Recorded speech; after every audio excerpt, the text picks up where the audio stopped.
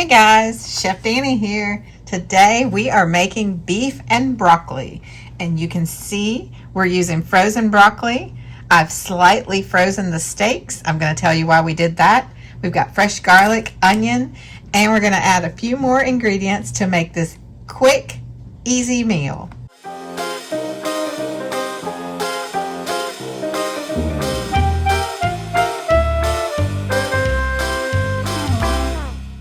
So the first thing we're going to do is cut up the steak. Now what I have here is 2 New York strips that I put in the freezer to let them get partially frozen. They're not frozen all the way, but I'm going to show you why I did that. To make beef and broccoli, we want to cut really small strips of our steak, so it makes it a lot easier to cut when you have the steak slightly frozen. You can cut through it and get little thin strips.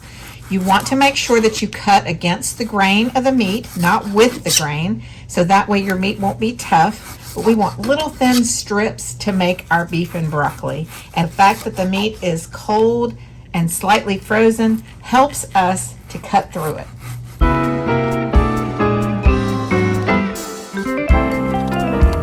Our beef is all cut up into thin strips, and now we're going to head over to the range and put this quick meal together.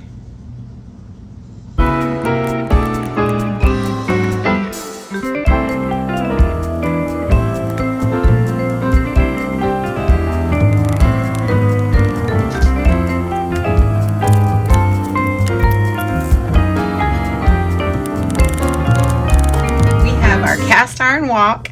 We're turning it on high to get that wok nice and hot, and we're going to add everything to the same pan. This is a 1-pan meal, so it makes it really easy. I'm going to go ahead and add some sesame oil to the pan first, and I like to use a toasted sesame oil. This is the one that I'm using.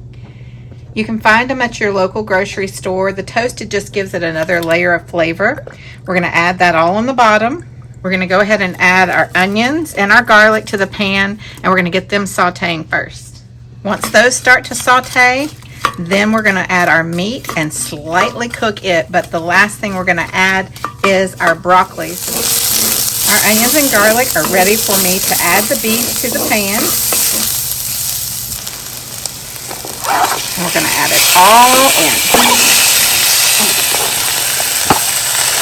This is New York strip that we cut into really thin pieces.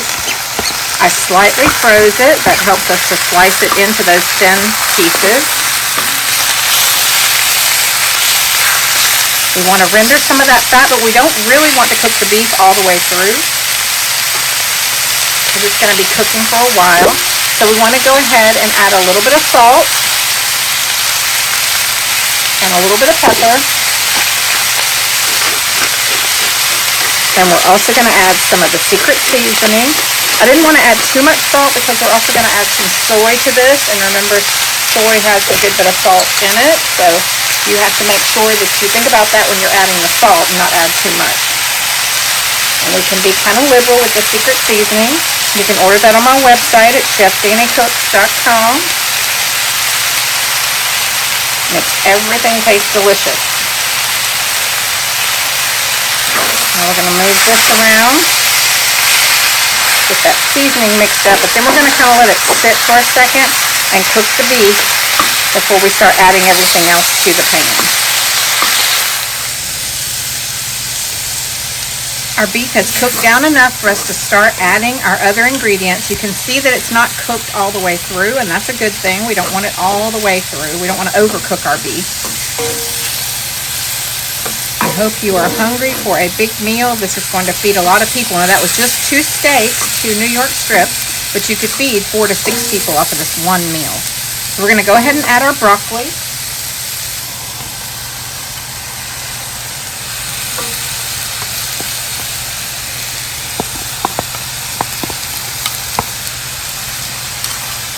We're going to let the steam from that kind of slowly cook that broccoli down.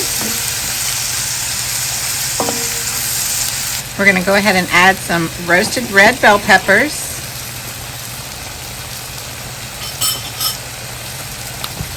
We want to make sure we're always cooking with color, and I like to use the reds and the greens. That always lets you know it's going to be a healthy meal.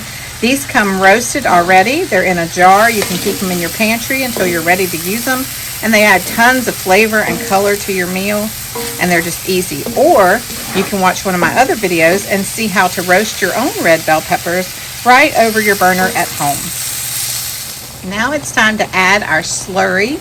And our slurry is made up of 1 tablespoon of a tamarind soy, 1/2 cup of soy sauce, and 1 cup of chicken broth. Now you could use beef broth if you'd like.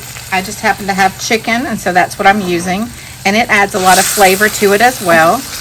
We're going to stir that around, and that's going to start to thicken up. And we have one more thing to add to our pan, and our meal is done. We're going to add some bamboo shoots to our meal just to add a little extra texture and a different flavor. They have a nice little crunch to them.